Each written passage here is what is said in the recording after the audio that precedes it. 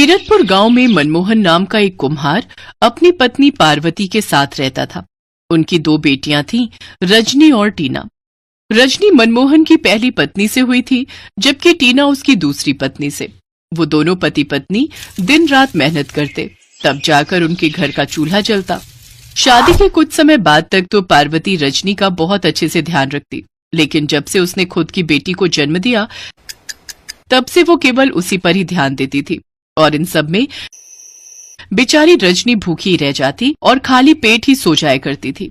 घर के काम को देखते हुए पार्वती ने रजनी की पढ़ाई छुड़वा दी। ऐसे ही समय बीता। अब रजनी 12 साल की हो गई।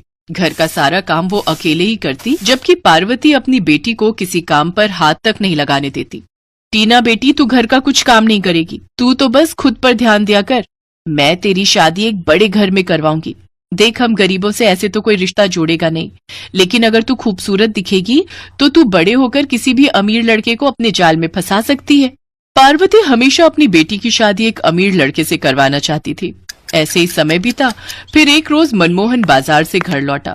पार्वती, ये लो, आज बाजार से लौटते वक्त मैं ये फल ले आया, दोनों बेटियों को दे दो, वो खा लेंगी। ठीक है जी। पार्वती ने अंगूर और आम तो अपनी बेटी को दे दिए और अनार रजनी को दे दिया, और अपने मन में सोचने लगी, इस रजनी को सारा दिन काम से फुर्सत ही नहीं मिलती, तो ये अनार कब छिलेगी? फिर ये अनार भी वो मेरी बेटी टीना को ही दे देगी। वाह पार्वती, इसे कहते हैं एक तीर से दो निशाने। लेकिन शाम को रजनी घर के आंगन में बैठकर वो अनार छिलने की कोशिश करती, जिसमें से कुछ ही दाने उसके हाथ आते, बाकी नीचे गिर जाते हैं। ये देख वो रोने लगी, और जो नीचे गिर गए उन्हें उसने मिट्टी के नीचे दबा दिया। कुछ दिनों बाद उस जगह एक नन्हा सा पौधा उगाया। उस पौधे को देखकर वो बहुत खुश होती है। अब वो हर रोज उसे पानी देती और उसके पास आकर बातें करती। वो अनार का पेड़ भी उसके हर सवाल का जवाब देता।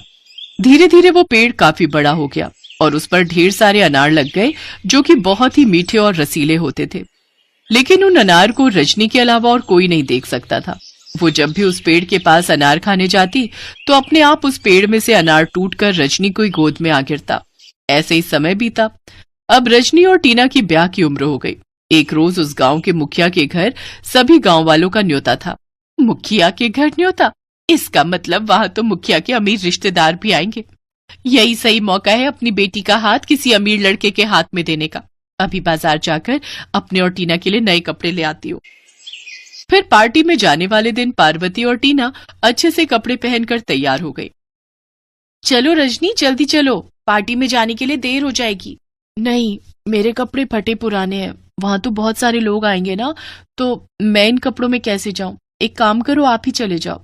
ठीक है, फिर जैसी तेरी मर्जी। चलो टीना, हम चलते हैं। तेरे बापू बाजार से सीधा वहां आ जाएंगे। और तू सुन, घर पर रहकर सोती मत रहना, सारा काम करके रखना, समझी? ठीक है माँ। वो सब पार्टी में चले जाते हैं। बेचारी रजनी बाहर अनार के पेड़ के नीचे बैठकर रोने लगती। क्या हुआ रजनी, तुम रो क्यों रही हो? माँ ने मेरे लिए नए कपड़े नहीं लिए।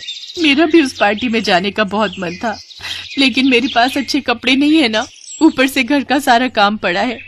आज मेरी सगी माँ जिंदा होती तो वो मुझे यूं अकेला छोड़कर नहीं जाती। रो मत रजनी, उठो और मेरे पेड़ की डाली पकड़कर तुम जो भी मांगना चाहती हो मांग लो। रजनी झट से उठी और उसने डाली पकड़कर कहा, घर के सारे काम जल्दी से हो जाए और मेरे पास सुंदर से कपड़े, सैंडल और गहने आ जाए। तभी चमत्कार हुआ। घर के सारे काम हो गए और रजनी एक बहुत ही सुंदर ड्रेस और ज्वेलरी पहनकर तैयार हो गई। उसके चेहरे पर बहुत ही सुंदर मेकअप किया हुआ था, जिसमें वो बेहद खूबसूरत लग रही थी।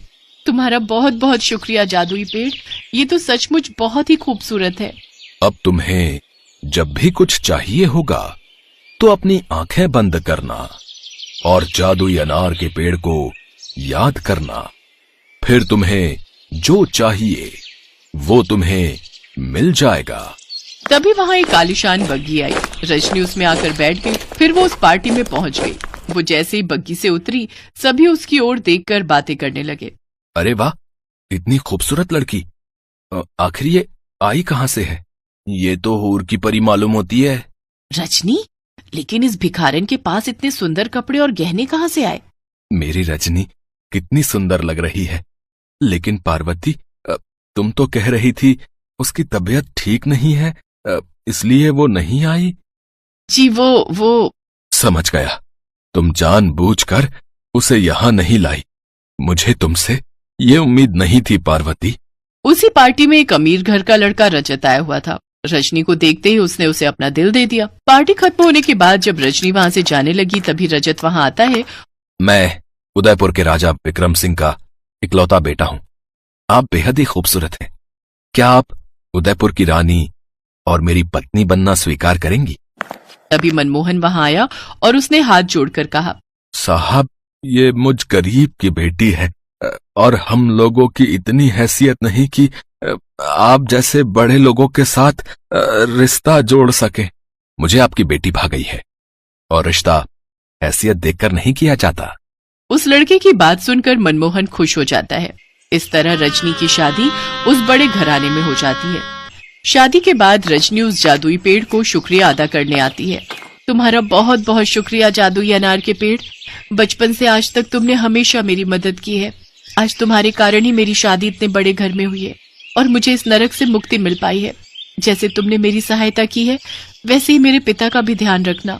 तुम फिक्र मत करो रजनी, मैं तुम्हारे पिता की भी पूरी मदद करूंगा और तुम्हें जब भी मेरी मदद की जरूरत होगी मेरे पास चले आना। मैं हमेशा तुम्हारी मदद करूंगा।